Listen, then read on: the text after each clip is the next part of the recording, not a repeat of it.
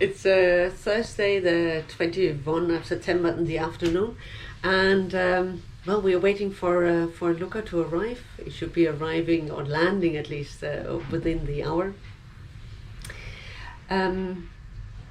This morning, of course, we were busy. We did the rest of the shopping.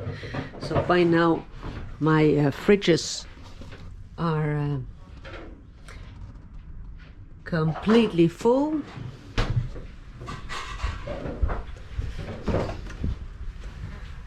As you can see, I put the vegetables partly mainly in the fridge, and then I've got extra down here. So I've got the papayas, the bananas, red tomatoes, green tomatoes, and I've got the tomatoes in the fridge, some cabbage, the avocado, kaki, mango, and then up here I've got the whole bag of oranges and lemon.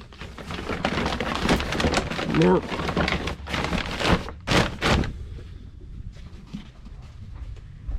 I think we have more than enough food. It shouldn't be a problem, even if it's going to take a month. There are just 3 of us, so it cannot, at least that will not be a problem. Then I found this chart in the garage in our house in Italy. This is a chart that we purchased from a tanker in Rotterdam in the year 2000, because they need to have it updated, and for us, of course, it's fine. This one is from 92.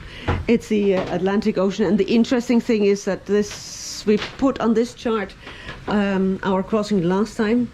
So we left from Cape Verde at the 18th of January 2003 at 4 o'clock, and we stopped for 24 hours waiting for the wind in Maceió the 29th of January 2003 at 11 o'clock, before we continued for 5 days to Rio.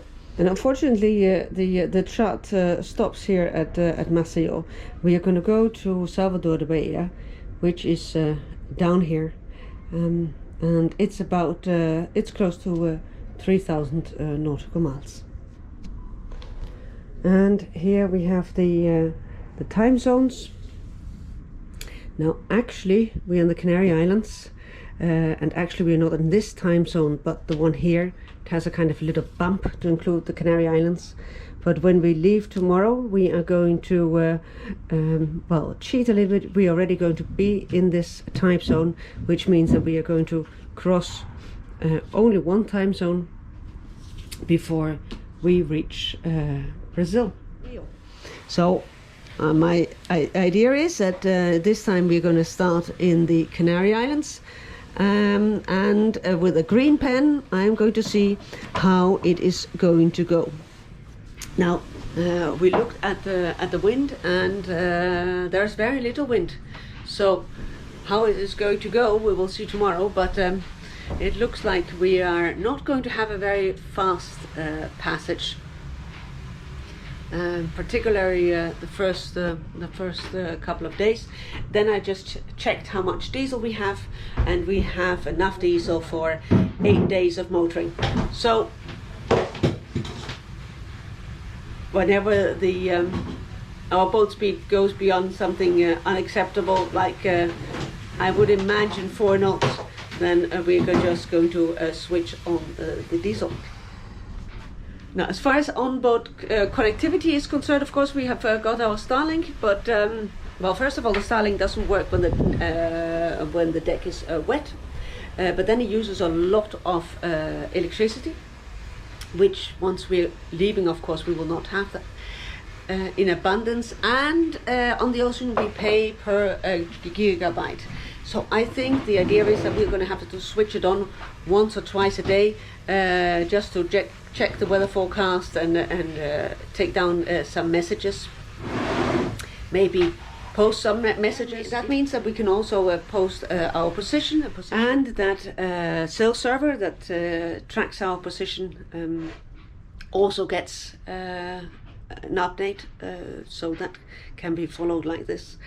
And then as emergency, let's say, connectivity, we have got a new black box that Luca is coming with, that we hope to install, so that we can text message